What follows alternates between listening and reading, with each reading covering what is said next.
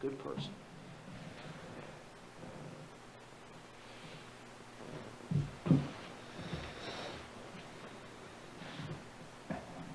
Good evening and welcome to What's New. We have guests tonight. We have, I forgot your name, Doug Nicholson. Doug Nicholson. I should have looked at my book. Oh well. And his son, Wyatt. what's your name? Wyatt. Wyatt.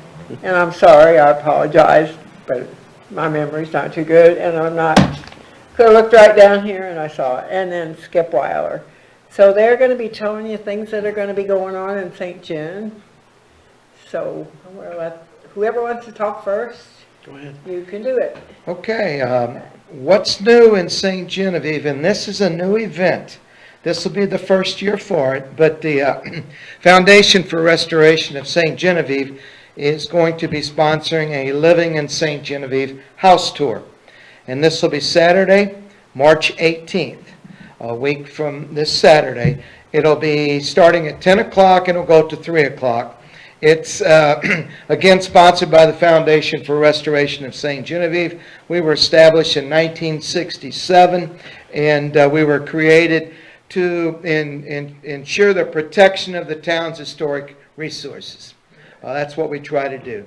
We also try to promote an interest in St. Genevieve's history, and that's kind of in connection with what we're doing for our Living in St. Genevieve house tour.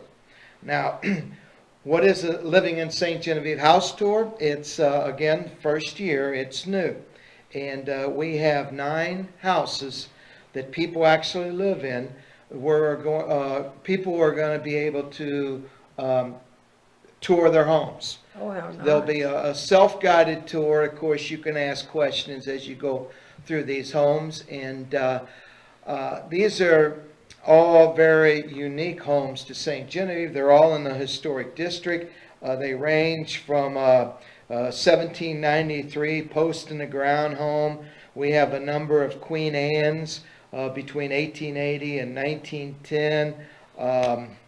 We have a 1930s house that has an actual 1930s kitchen operational, and the whole house looks like it's from the 1930s. And I've toured that home, and it's really a neat home. We have all the houses on it are, besides the 1930s, are over 100 years old, and some of them a lot more than that. We have an 1810 Georgian Irish manor. We have a 1845 Georgian style with brick construction. It's an influence of the American and the German right here in a French settlement. So again, 1845, that came a little bit, pretty much when the Germans came, 1845. So we also have a 4 square house, which means it's 4 square rooms on the first floor. So again, this event is March 18th. From 10 to 3. It'll start at the Guibord Valley House at 1 North 4th Street. The Guibord Valley House is owned by the Foundation for Restoration of St. Genevieve. We operate it as a tour home, and it is a furnished home that was lived in by 3 families. Jacques Guibord built the home in 1806. His family lived there until 1907, over 100 years. And then Clovis Boyer family lived there until 1933. And then in 1933, the last people to actually live there were the Felix Jules Valley and his wife, Anne Marie Valley. And then he passed away in 1949, and then she continued to live there and own the home until 1973, until she passed away, and gave it to the Foundation for Restoration.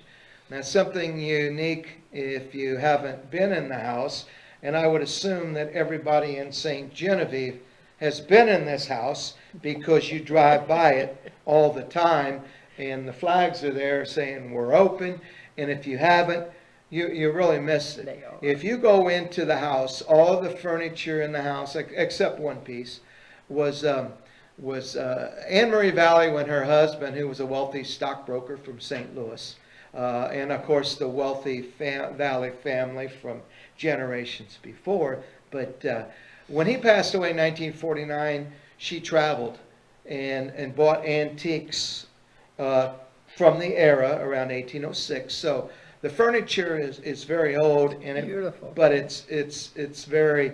It wouldn't have been in this house because we were, of course, the frontier, and you would have had more frontier furniture.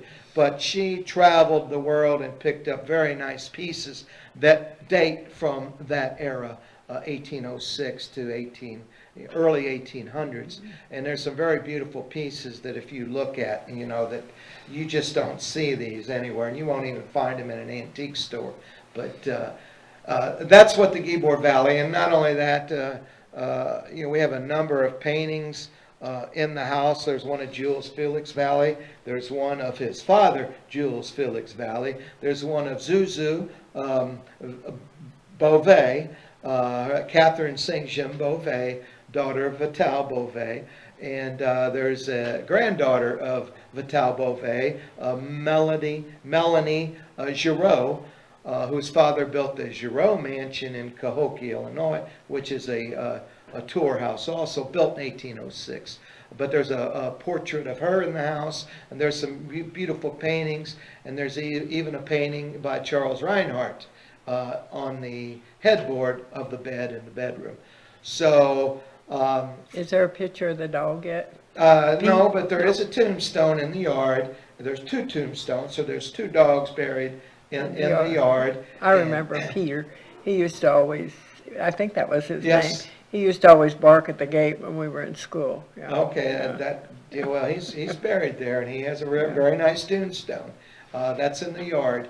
And then, of course, the upstairs, the Ybor Valley House has the Norman Truss, the best example of the Norman Truss that you're going to find in the United States. You can see a Norman Truss in a number of houses, but in the Ybor Valley House, it's right in front of your eyes. You can reach out and touch it. And a Norman Truss, of course, is a style of architecture of the truss, the roof system that came from Normandy, France, to Quebec, to St. Genevieve. So, we're very proud of that, and it's the sizzle, pretty much the sizzle to the house. People just, are amazed by looking at it. Now, And that's like a I neat said, house. not only can you look at it, but you can Touch it. touch it. Right. So, and if you Google Norman Truss, that's the Norman Oh. Truss that it will show up first. It's Oh, wait there. I didn't know that. yeah, it's I've Googled Norman Truss when I was, what's a Norman Truss? And so I Googled it. Whoa, that looks familiar, and it was the Same. Ybor Valley Oh, houses. my gosh. Norman Truss, right? And again, the best example because you can see it. So that's where the tour will start at 10 o'clock.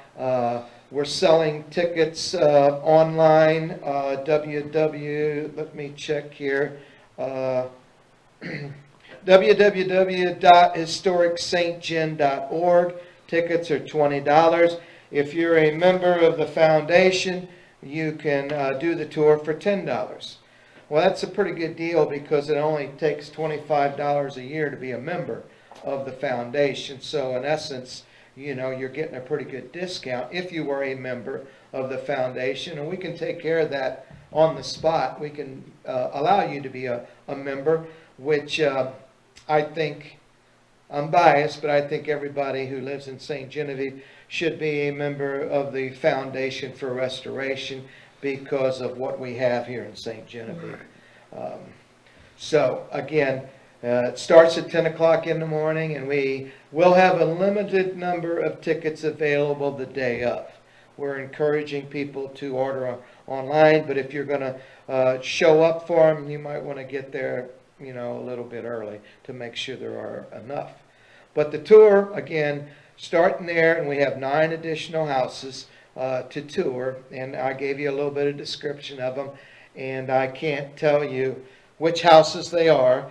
But Are all of them original on the outside, or are they covered over some of them? well, the Ybor Valley house is a vertical log house, but you can't tell that from the outside.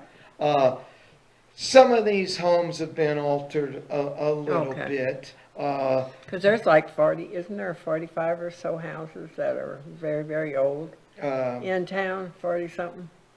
Well, depending on what you mean by very old, there are over 100, if not 250 that are over 100 years old. Oh, okay. And they've been altered, but, a lot of them. But, if you look around and start counting, there are tons of houses, out throughout, that are old. So I would say, yes, at least 40, but there are more than that. But 40 are, was that the ones that are posted in the ground then? No, No? no. There's There only are 4 of only those? 5 of those in the United States, and 3 of them are here in Oh, St. okay. Genevieve. So by me saying that, you might have a pretty good idea which one of these houses is going to be on the tour. And you might want to think about doing this tour because this may be your only chance to see the inside of some of these houses. We drive by them all day, every day, but to actually go in, and people are living in each one of these houses, except for the Geboard Valley. Right. But it's furnished, And the ghosts somebody live there. could live there. Pardon? I said, and the ghosts live there. Well, that's what I hear. I've only heard them once or twice, so I gotta see one, being from Missouri to believe it, because my hearing isn't that good, so maybe it wasn't what I thought I heard. So, good point though, but, again, we're really looking forward to this event, and also our partner houses will be available that day. The National Park Service with the ticket, you could see the John Baptiste Valley House, the house right across from the Welcome Center. And that's where you would get your tickets. And also the Green Tree Tavern, or the Janice Ziegler House. And you would have to get a ticket for that. And a tour is available at 1:30 for the JB Valley House, and at 2:30 for the Green Tree.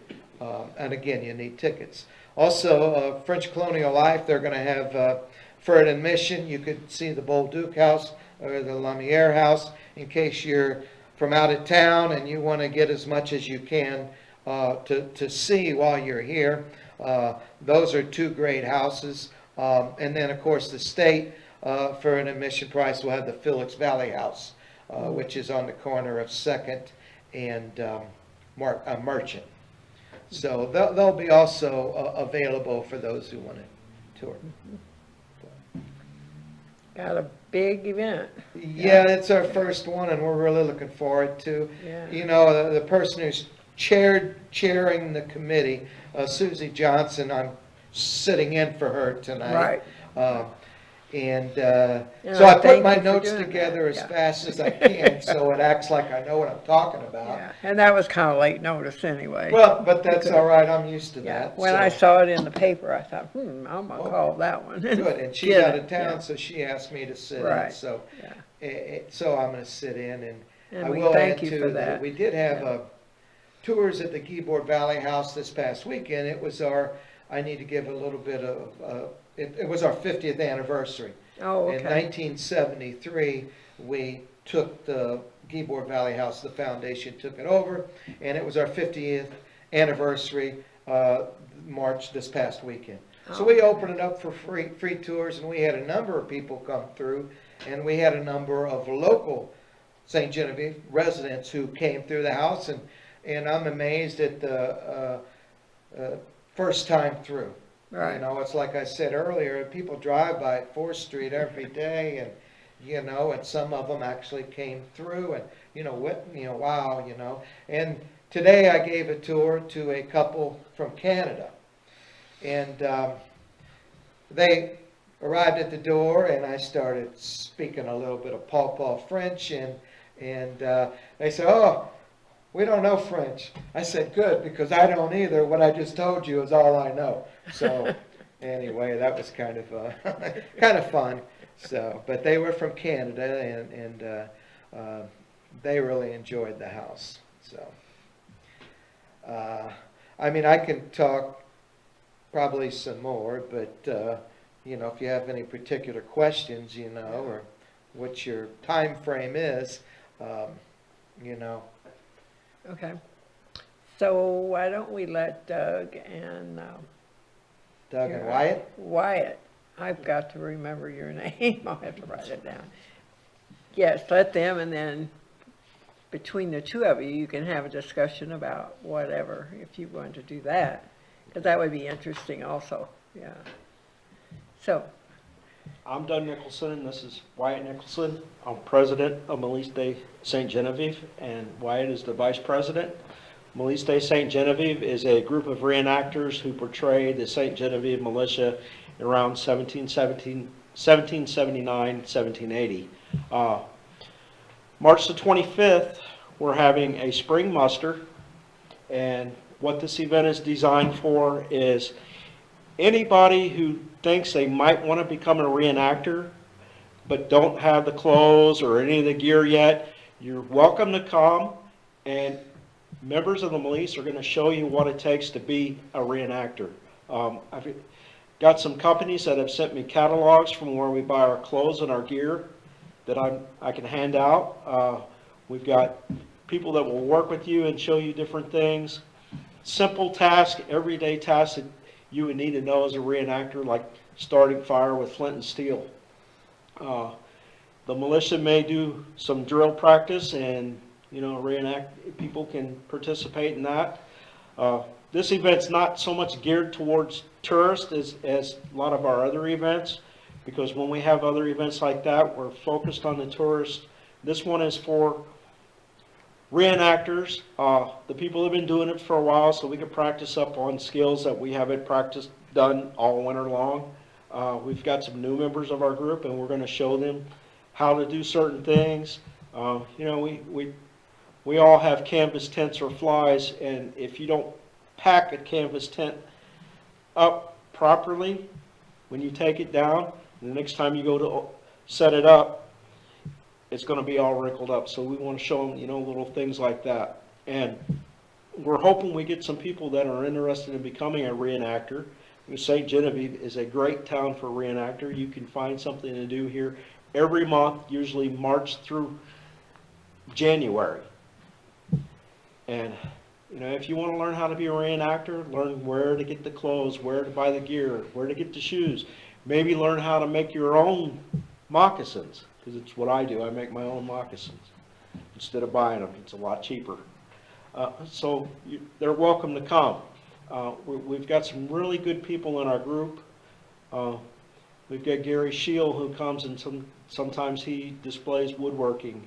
Our captain is just hilarious to be around. You never know what Captain Bill is going to say or do. He's a great guy. Everybody likes him, and everybody that comes and meets him will like him.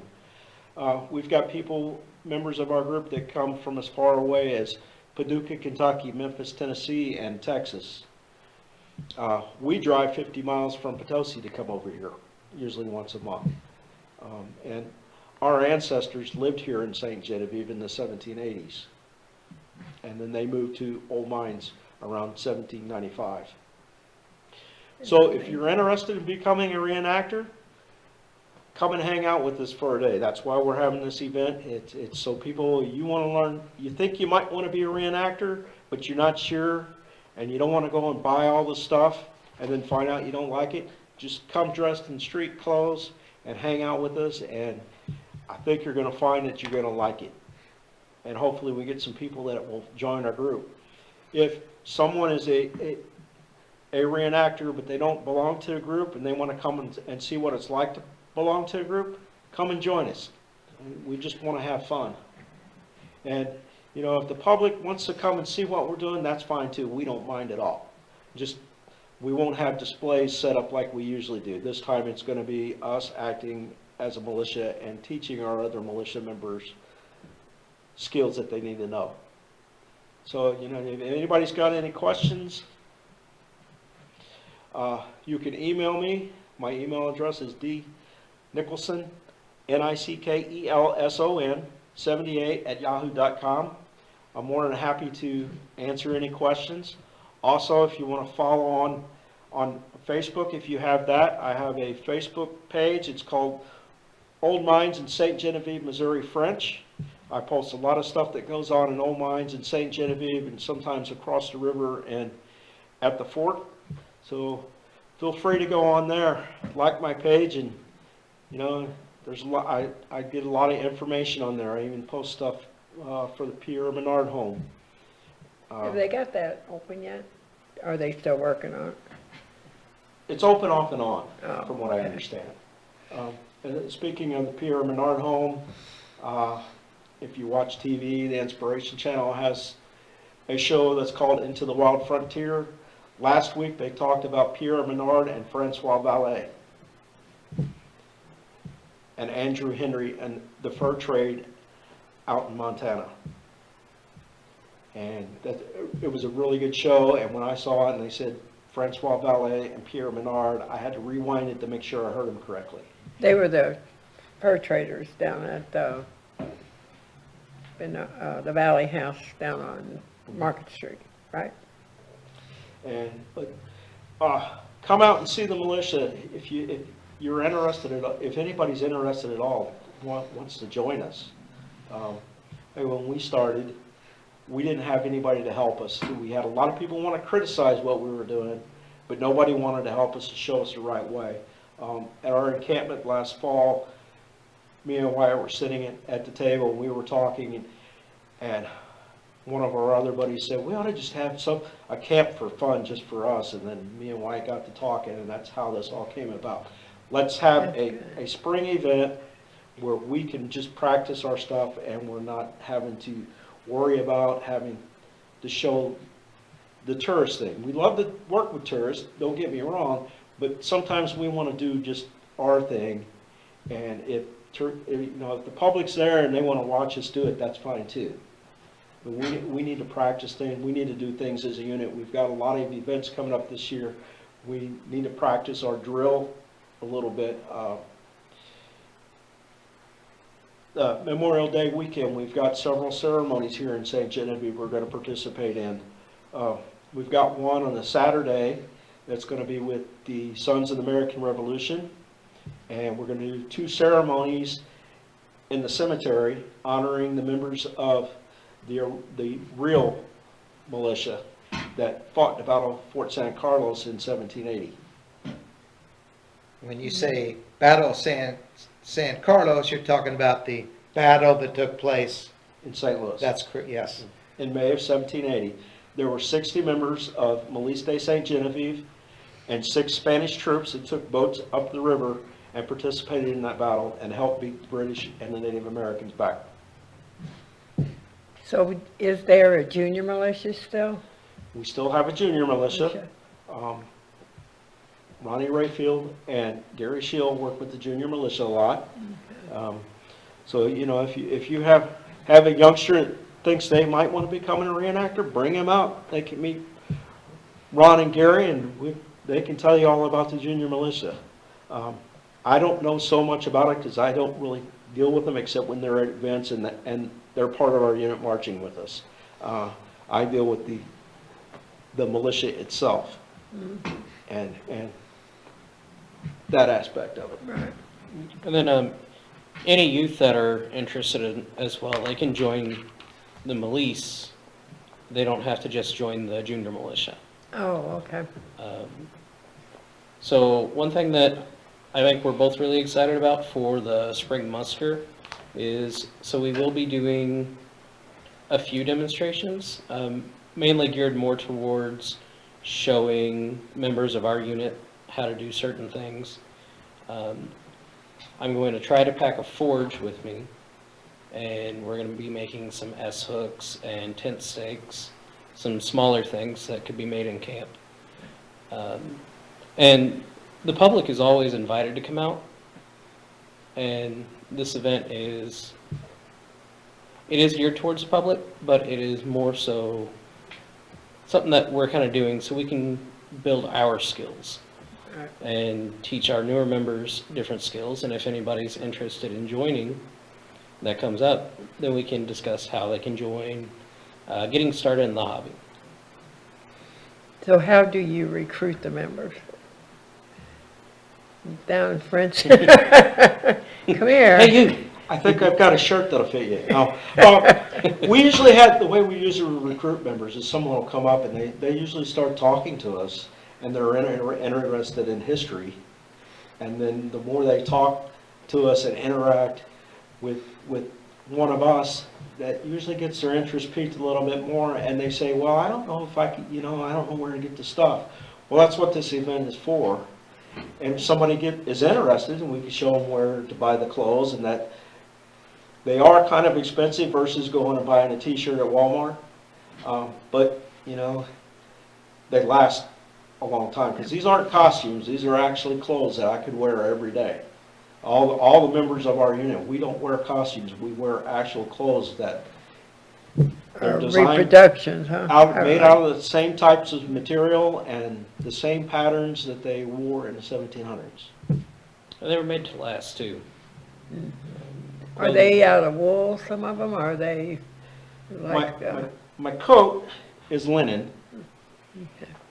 my waistcoat is wool, and my leggings are buckskin. Yeah, you can tell that, the buckskin, yeah.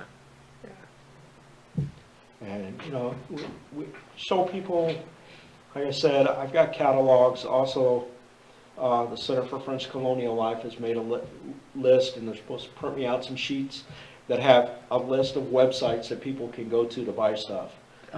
We've learned over the years, you might be able to buy this tent at this place for $800, but you get the exact, same tent made out of the exact same material at this other place for $400. So it's all about knowing where to go.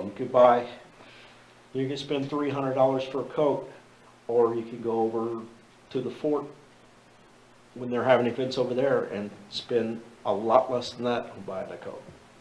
So, the clothes and everything is expensive, but there are cheaper ways to do it.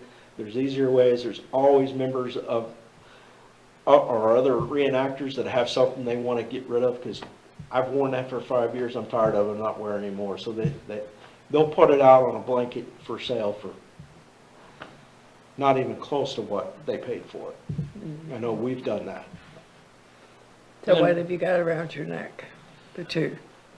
This is my neck knife. The militia was issued 3 knives. So, and they usually wore one around their neck, and this is for, a lot of times it cut their patches when they load their rifle. They would put a patch around a lube patch around the round ball and shove it down the barrel, and that kept it tight in there, so when it came out, it didn't wobble. Oh, okay. And the other thing is a medicine bag, because I am descendant of 2 Kaskaskia chiefs. So, and this was made for me by another full-blooded Native American, and I've been wearing it to all events since. So this is like period correct. It's actually made by the Cherokee. And So you're a medicine man then? No? Yeah. no, No? no. You just have a bag for your own, I'm how would you say it? Superstitious. This is my medicine. This is my. oh, I see what you're saying. What you do, what's done with the medicine bag is there are items in here that only I know, that I think will bring me luck or good medicine. Oh, okay. And when you put those items in there, you're not supposed to show anybody else, because if anybody else ever sees what's in your medicine bag, your medicine is no longer good. So I have things from different points of my life, different places that I've been. Something that is important to me is in this bag. Right. Yeah, that's neat. And you don't have any trinkets yet, huh? I left mine at home. Oh, you left them at home, so you have them also then, yeah. Now, Okay. when people see us, a lot of times they think, wow, those guys are armed to the teeth. Because a lot of us, we do wear the 3 knives, because the militia was issued 3 knives. Usually carrying a tomahawk, along with a musket, either a rifle or a smoothbore flintlock. And some of us will carry a flintlock pistol. So yeah, we were armed to the teeth, but we were militia. We protect our job would have been to protect St. Genevieve from anything, we could have acted as law enforcement officers, which at times the militia was called up to do that. We would have protected against invading Native Americans. The Osage would come to St. Genevieve and they would steal livestock. And like I said, they fought in the Battle of Fort San Carlos in St. Louis in 1780. It was a pretty unique battle. It was the French and Spanish fighting in the Revolutionary War against the British. And the defenders won, thank goodness. Because if not, we might all be speaking British. It was a little talked about battle, but it was a pretty important battle. If they had lost St. Louis, they'd have lost the control of the Mississippi River. And at that time, the territory was really big also, wasn't it? Still.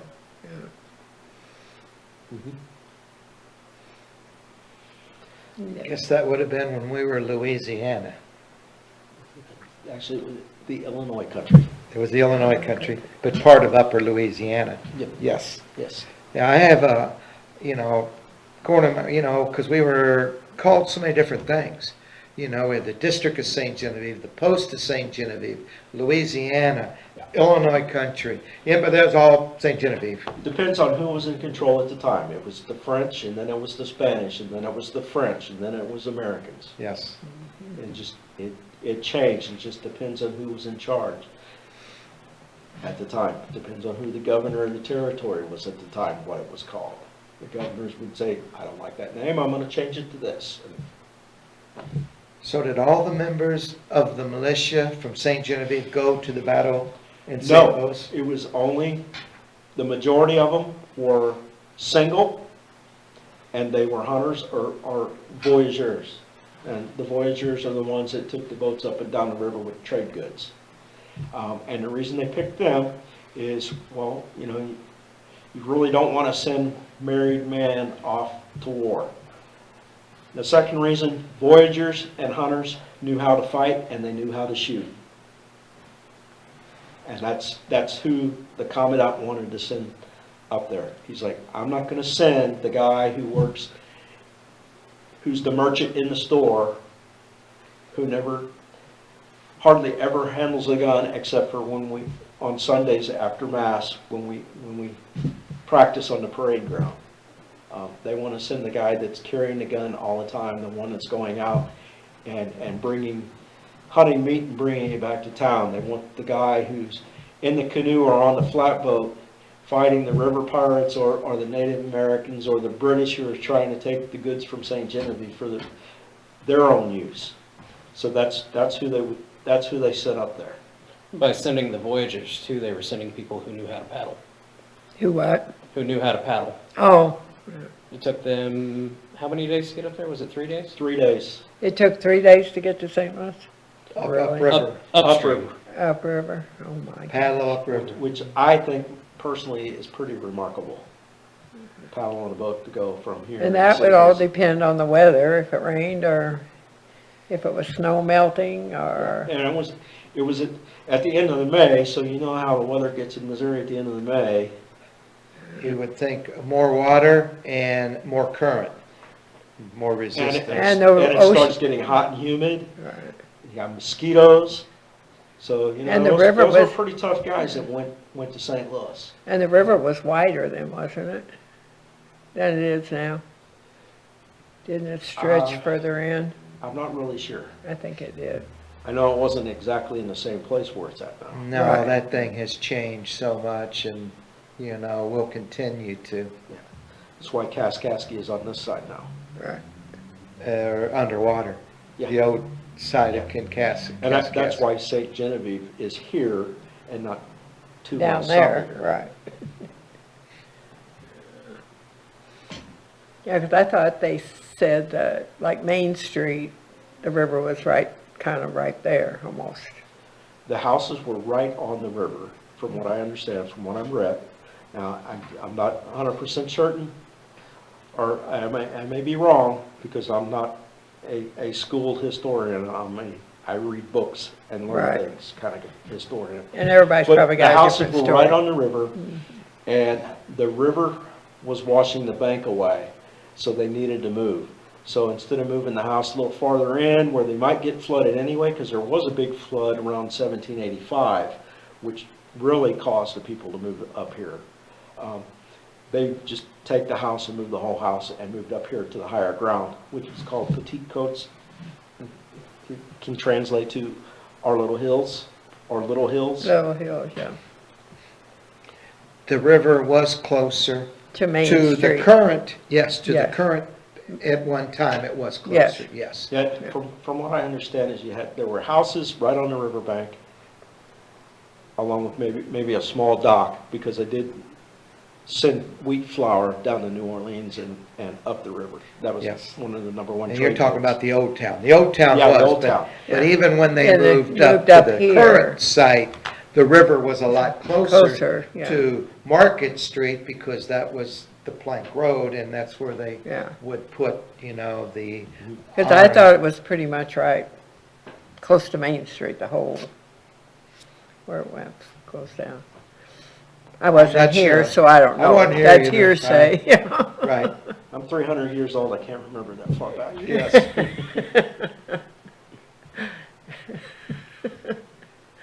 So how many, you said 60 went to St. Louis, about 60? 60. And some of those are buried in, from what I understand, are buried in Memorial Cemetery. Some are buried there, and also there are some that are buried in old mines. Because a lot of people around 1795 left St. Genevieve and went to old mines. The reason is they were mining lead at the Lead. time. I know I have an ancestor, he would stay here in the spring and help plant the crops, and then he would go to old mines and mine the lead. In the fall, he'd come back and help harvest the crops and would winter in St. Genevieve. And he actually became a hunter for Francis Azor at Minor Breton, which is now Potosi. He was a hunter for Francis Azor for a while. And my ancestor, from what I have read, also possibly led the group of people that left St. Genevieve and went and got a lot on the old mines concession around 1798. So what ancestor would have that been? Pierre Otho Bouillet. Boyer. He was a son of Nicholas Antoine Bouillet III. So when you say Boyer, be today Boyer. Boyer. Yes, Boyer. As my grandfather would say, because my grandmother was also a Bouyer, but it was a different family of Bouillers. And my grandfather would say, well, there are Bouillers and there are Boyers.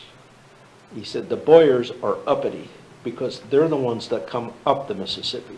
The Bouillers aren't, because the Bouillers came down the Mississippi, which is what my ancestor that came here first, Nicholas Antoine Bouyer III, came down from Montreal.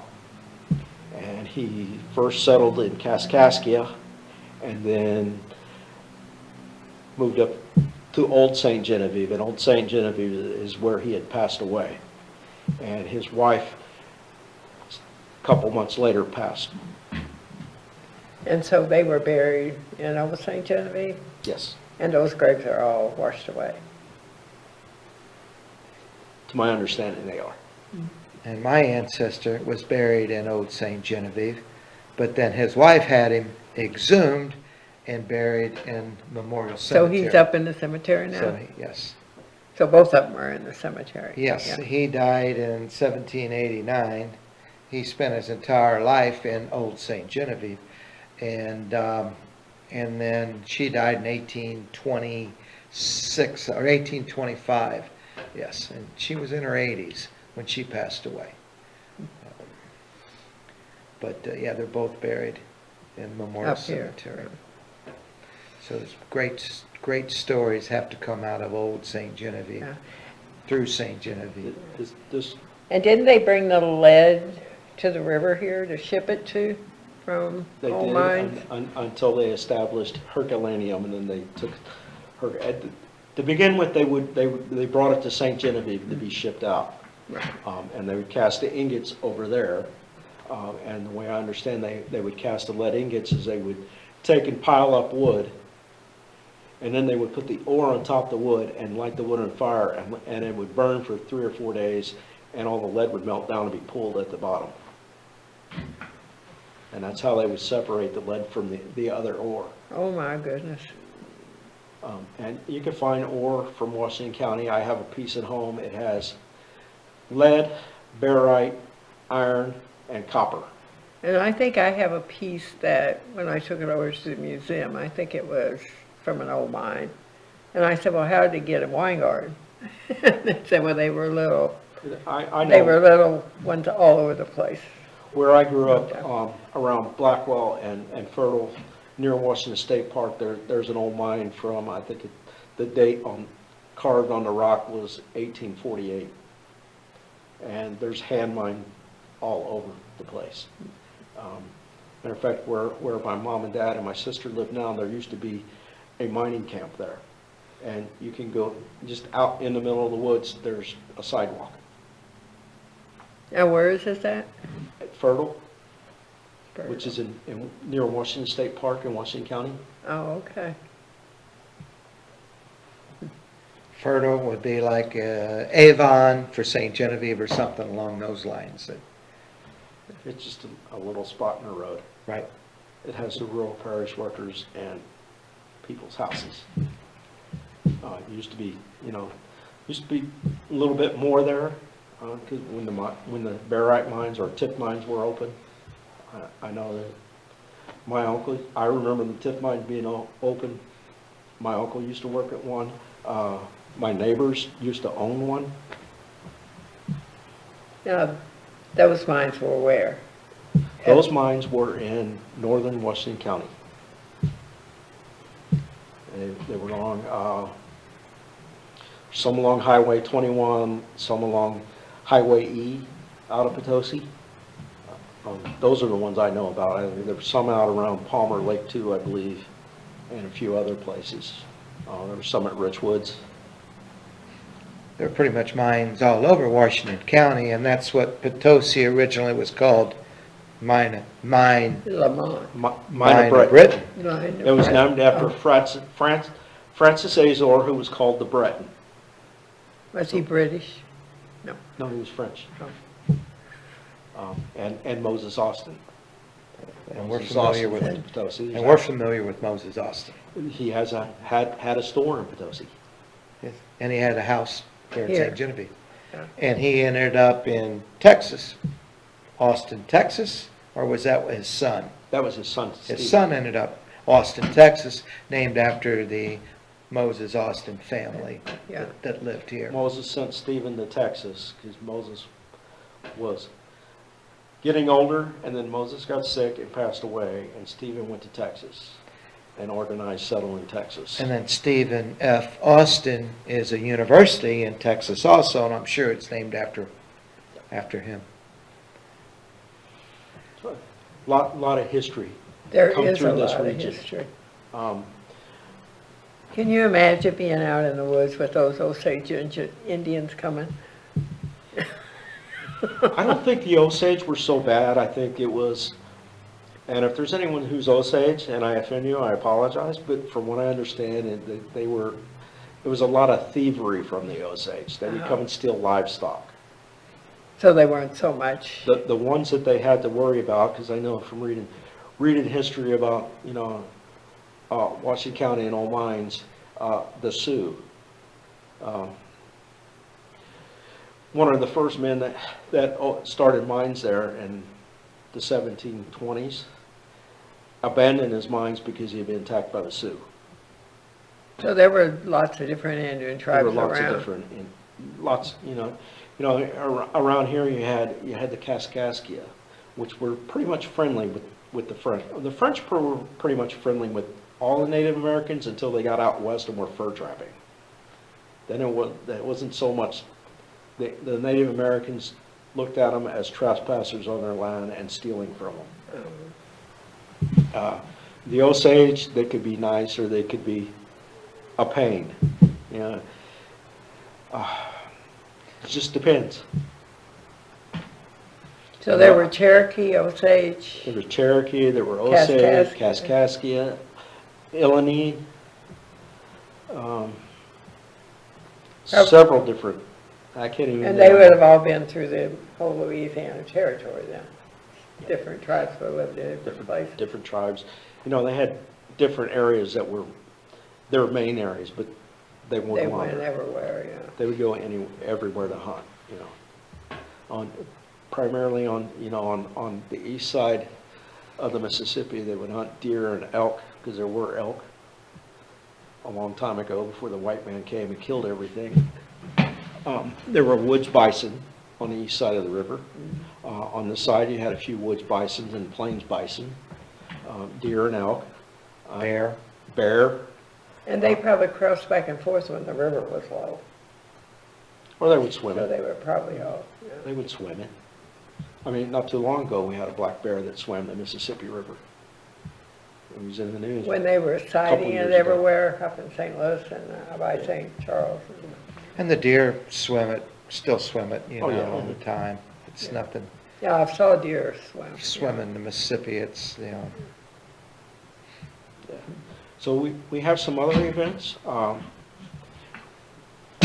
Like I said, Memorial Day weekend, we're going to have us, the militia, and the Sons of the American Revolution are going to be doing ceremonies. We're going to have a camp set up on the French Colonial America grounds.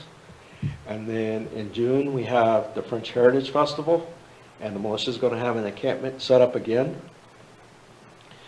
4th of July, we're going to have a ceremony at the courthouse, and it's a pretty remarkable ceremony for a little town like this to put It on. is, it is. And when you hear the militia come marching up the streets with our drums going and the church bells start ringing at the same time is impressive. I It didn't is. realize the bells were ringing until I went back and watched the video, and I was like, wow, that's amazing. They usually have some ladies who come and they'll sing different songs, and they're really good at singing America the Beautiful, the national anthem. They do the Pledge of Allegiance. It's just a neat little ceremony, and it's a good way to come and show your patriotism. And it doesn't really last that long. And it's a time for us all to come together and just be Americans. And then, of course, in August, there's the Jour de Fête. And then in October, I think it's October the 7th, I'm not really focusing on that too much right now, because I'm focusing on the next couple of weeks. October the 7th, the militia is having an encampment again, and that one is for the tourists and the public to come out. That's when we'll have demonstrators set up. I've got a good friend who's going to come, and he builds guns. Actually, I have two friends that build guns that are probably going to come. We usually have some people that come and portray Native Americans that are going to have skins. Our friends Mark and Rita come, they have furs and different Native American artifacts, and Mark is a net maker, like making the great big fishing nets, and he may demonstrate that. My friend Ronnie Rayfield and Justine Dorn, who have their own YouTube channel that's called Frontier Patriot, are gonna be there, and anytime we have a camp set up, Justine's probably gonna be cooking something. Because we're like, hey Justine, you wanna cook this for us? Is that the one they have the auction at also? No, that's put on by the group that's from Cahokia. Oh, That's okay. School of the Soldier. Oh, And that's usually in April, I think. I'm not It's- real sure. I haven't gotten any information on it yet. I think last year was in April. And May 6th and 7th at Sassafras Creek Originals is going to be Pioneer Days. And from what I've been told, it's going to be packed with demonstrators this year. I know we're going to be there set up. I think I may be portraying a Native American, because I have a friend, Carol Diaz, and she's an expert on Native American rock art, and she's going to come and talk about Native American rock art, petroglyphs, cave paintings, Oh, okay. She's written several books. She's taught at one of the universities in St. Louis. She's an expert on it. And her husband Jim is going to come, and Jim is a gun builder, and he's going to be building guns And when is that? In May May? 6th and 7th. We may have a guy there who's doing scrimshaw, and that's where they're Oh, I drawing the love that, pictures yeah. on the horns. There'd probably be some people there that make baskets, and just, it's a fun event, and And that's building every year, though, bigger. Yeah, that's a nice it's getting bigger every event. year. One year they had carriage rides. Mhm. And Dale and Candy, who own Sassafras Creek, are just amazing people. They They're- are. They're fun to be around. They're very nice. And everybody that comes to that event is nice. It's an enjoyable event. It I is. mean, dealing with the public is fun. And then when the public's gone, then we get to hang out with all of our friends, because reenactors, we've got people who are here in St. Genevieve, part of the militia, but we also know people from the 42nd Highlanders, the Scottish that go to the fort in different areas. We know people that, from old mines that belong to La Brigade Renault. We know people at Cahokia, the Holy Family Milice. We know people from St. Anne's Milice. And it's just great to see everybody come together and hang out, and we're all one big happy family. That's great, yeah. We've met some of the best people in the world since we've become reenactors. So when you camp, do you always camp at the same spot here in St. Genevieve? Or will you be camping down at Dale and Candy's at I'll be camped Sassafras? down at Dale and Candy's. You will camp that day down there, but We camp, whoever's hosting the event or giving us a place to set up, that's where we're going. We'll camp. Like, our encampments, the folks at the Center for French Colonial Life or French Colonial America are great, very gracious, and allow us to use their grounds. And one of the big things too is when the weather's hot, we can go in the basement of the museum and cool off. And, they're always great about looking out after us. They would come around probably 20 times during the day. You guys need water. Different things like that. Sometimes they feed us, which is always a plus, because the militia likes to eat. Everybody and likes you guys to eat. cook too. We cook. This year, on Friday night, and this is just for the participants, I'm going to bring my copper kettle, and it's probably about 25-gallon one, and I'm going to do a crawfish boil. And, So if we join before then, we can go to the crawfish boil. oh yeah, and then the next day, you could have critter cooked in a trash barrel. Critter. That's what he come up with Opossum. this. You want to explain that? So, a lot of times whenever we're out at an event, we have members of the public ask, "Are you homeless?" Because we're just camped out in the middle of wherever, cooking over a fire. Well, at an event last year, one of our members brought one of those, it's a smoker, but it's made out of a barrel. So we were sitting around and we were cooking some squirrels in that barrel. And I just piped up, and I'm like, oh great, now everybody's gonna think we're homeless, we're eating squirrel cooked out of a barrel. So we have fun. We have a sense of humor. It would be nice if the public could see us after they leave, but it's not really practical for us because sometimes we've got to have that wind down time. We still stay in period clothing. I mean, usually the only time we're not in period clothing is while we're setting our camp up and while we're tearing it down. So you will sleep in the clothing? Some of it, Yeah. some of it. And how many do you usually have when you set up camp? How many of your members camp? It varies. We've had as many as 15 or 20 to as few as 6 of us. It depends on the weather. I know, some of the guys live right here in St. Genevieve within a few blocks. So Right. they're like, well, I'm not gonna sleep in a tent when I can go home and sleep in the air conditioning. Right. And I don't really blame them that much, because Do you it can be ground? kind of rough sleeping when it's hot. Do you ground sleep then, or do you have I cots? can't, because I was in the military for 23 years, and I can't sleep on the ground anymore. It makes my back hurt, and I can't walk the next day. So I have a rope bed, and we also made some cots. We made some period correct cots. My rope bed is period correct too. It's made out of logs and rope. There's a lot of DIY in this hobby as well. A lot of what? A lot of DIY, a lot of do-it-yourself. Oh, okay. That's what we learned. If we could learn how to do it ourselves, it's cheaper, because I can go and buy, for maybe 20 bucks, buy enough leather to make me a pair of moccasins versus paying 95 to buy them. So that's what I do. If I decide I don't like brown moccasins, I want tan ones, I just make me some tan moccasins. It's more involved that way too. You get more involved. And then, like me, when I'm doing something, I usually watch The Patriot or Last of the Mohicans or Drums Along the Mohawk, something like that. Or a documentary about the fur trade, or, something like that, something history related while I'm doing it. Just to have some noise on while I'm sewing. So sometimes it keeps me from sticking my fingers with the needle so Do you much. poke holes and sew through them, or do you just sew? I have learned that it's easier to poke holes, because some of the leather that I use is like shoe quality leather, so it will last, because I don't want to have to make moccasins after every event, so I try to make them to last.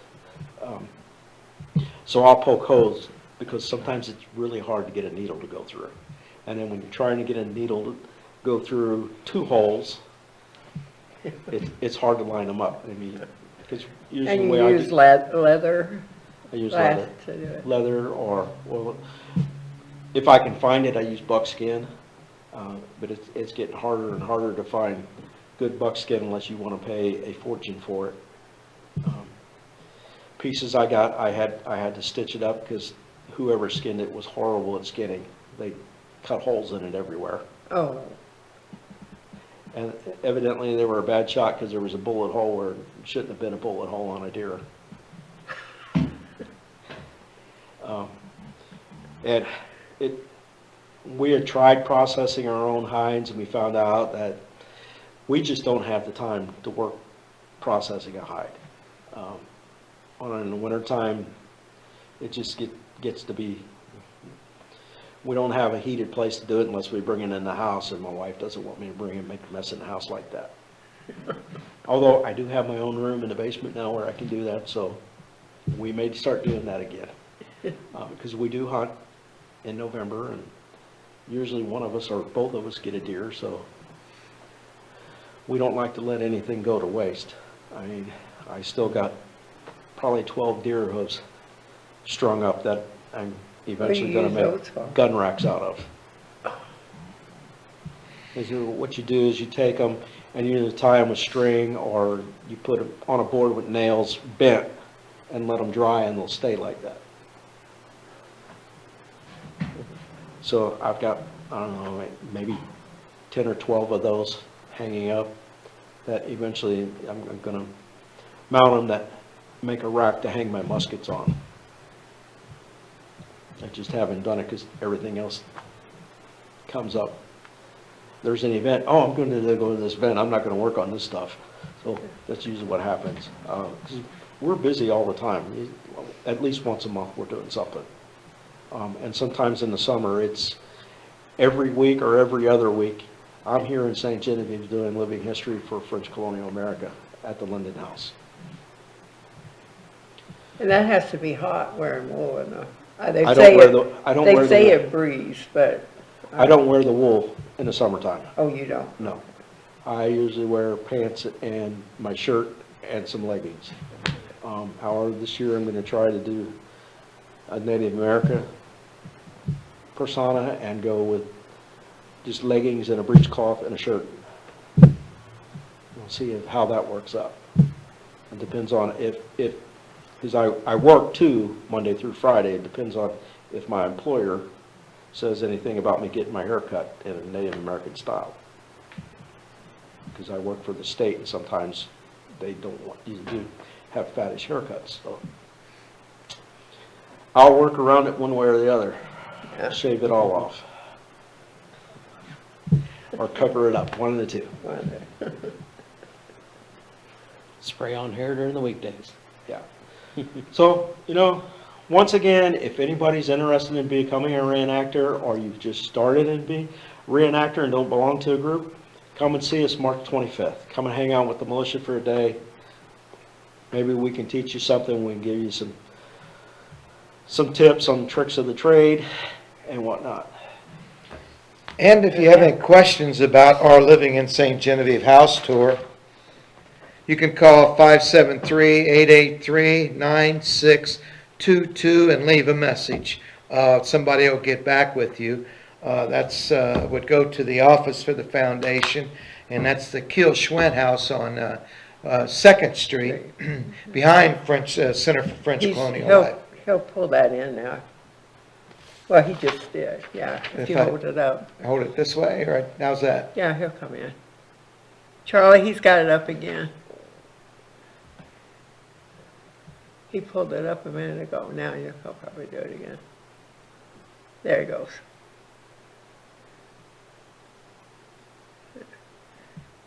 Yes, and again, 573-883-9622. If you have any questions that I failed to answer, give us a call, leave a message, and somebody will get back with you eventually before Saturday, Okay. before the Saturday of the event.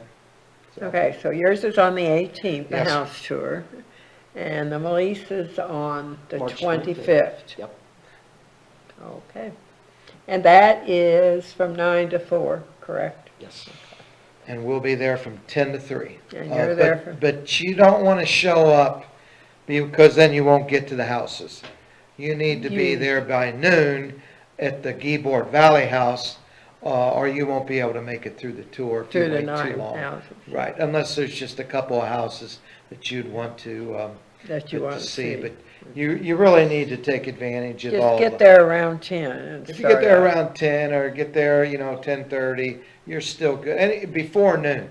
If you want to wait a little bit and, you don't want to deal with the rush at 10 o'clock, we hope there's a rush. Again, this is our first time doing it. Right. Who Maybe knows? maybe nobody will come. But it's like we discussed in the foundation meeting, last month. What do we have to lose? Right. If nobody comes, we haven't lost anything. Or if just 10 people show up, good for them. These people are willing and eager to show the house.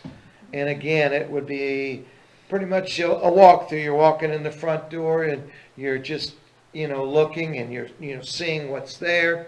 And if you have any question, the owner will be there or somebody will be there to answer some of your questions. As, if you have what is that, and they can answer it for you. And the tickets are $20 $20. unless yes. you join. Yeah, unless you're a the member of the foundation. foundation, then you get half price. It's $10.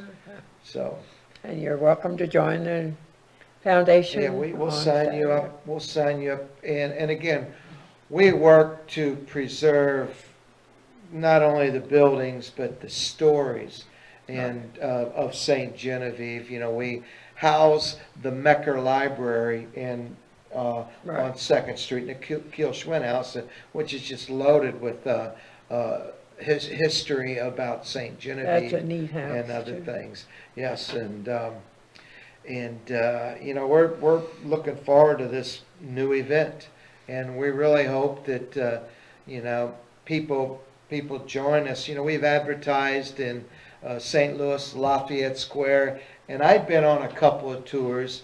I have daughters that live up St. Louis, and we did Lafayette Square a couple of times, and I'm looking through these houses, and yeah, that's pretty cool, 1880 house, and I'm thinking, there are houses in St. Genevieve, I've been through a couple tours there, and I'm thinking, wow, just, St. Genevieve has some of these houses that are they're very neat houses in Lafayette Square, very neat, you know, but Right. we have some very, very neat houses here. There are, for And, sure. it'll be an opportunity for the public to see the inside of houses that you normally won't, and you may not ever again. And hopefully we continue to have this event, and we'll add different houses to it, and there could be repeat houses, but we're going to see what happens with this one. Well, that's a and good go thing, from there. yeah. A nice tryout. Yeah, and this event evolved from, you know, when Susie Johnson was in Charleston, and her and Carl did a house tour. Oh, You know, brought back with the idea, and I agreed, yeah, that's a great idea. I'd been on a couple, like I said, at Lafayette Square, and I said, I think we can do it, you know? So, we're gonna do it. yeah, As long as you have fun or teach someone one thing, then you're gonna have a successful event. Yes. exactly. And Yes. If, many thanks to the tourism folks here in St. Genevieve, because they've done a lot for us, and if they've done as much for us as for you, you're gonna have people come. Because they've brought people in, and we've had people come in from out of state that have seen the stuff that they've done for us. Because they get our events put in the Missouri Tourism Book. And That's great. people from out of state, they want to come visit Missouri, and so what are they going to do? They order the free book and look in there and say, hey, we're going to go to this. So hopefully that works for you guys Yeah, too. hopefully it does, and we've advertised a lot. We have this pamphlet out in numerous, you know, establishments here in St. Genevieve, and we'd really like to see a lot of the locals, and a lot of the locals, I feel, really need to see some of these houses. You drove by them all the time, and you know, there are people who notice, you know, that's a cool house, but, you know, I sure like to see the inside of it, and here's your Chance chance. to do it, yep.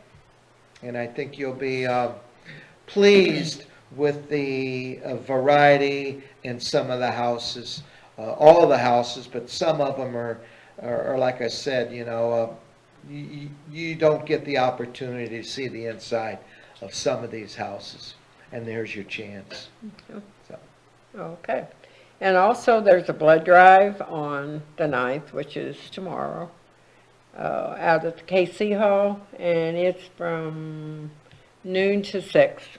So if anybody wants to donate some blood, you can call 1-800-733-2767 or visit the redcrossbloodDrive.org to schedule an appointment.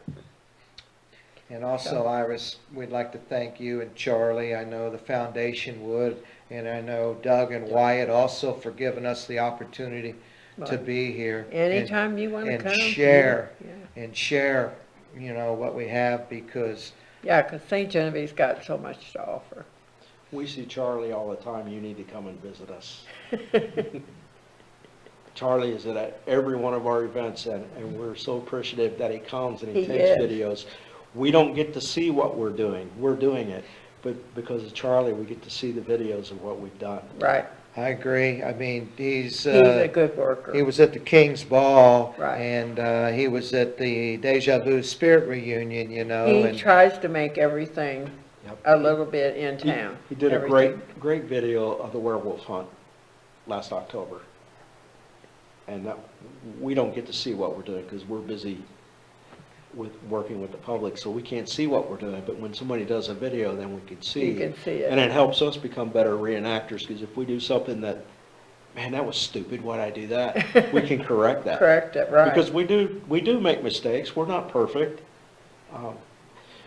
And, you know, if somebody thinks we're doing something wrong, and they tell us, that we go and research and find out if we are, because we do, like I said, when we first started, we had people, they didn't want to help us, but they sure wanted to tell us what we were doing Well, wrong. that's natural. And then when I came to St. Genevieve for the Jour de Fête the first time, that's when I met people that wanted to help me. Oh, And that's one of the things I like about St. Genevieve. I haven't met anybody here who wasn't nice. I'm sure there are, because every town has one, but we haven't met any.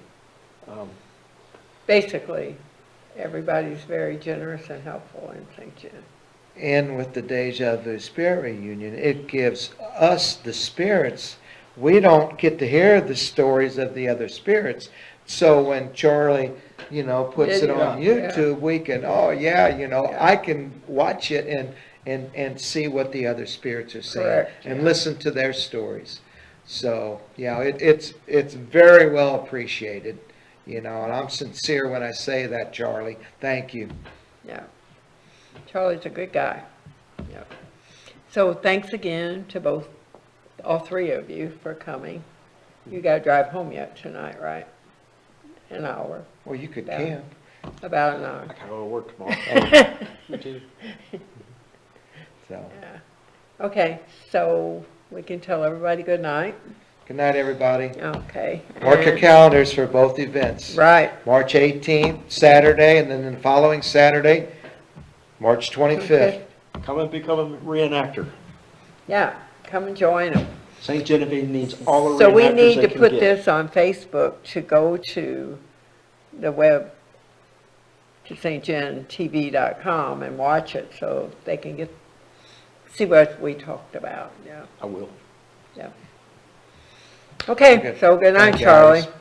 And everybody out there, thanks for watching.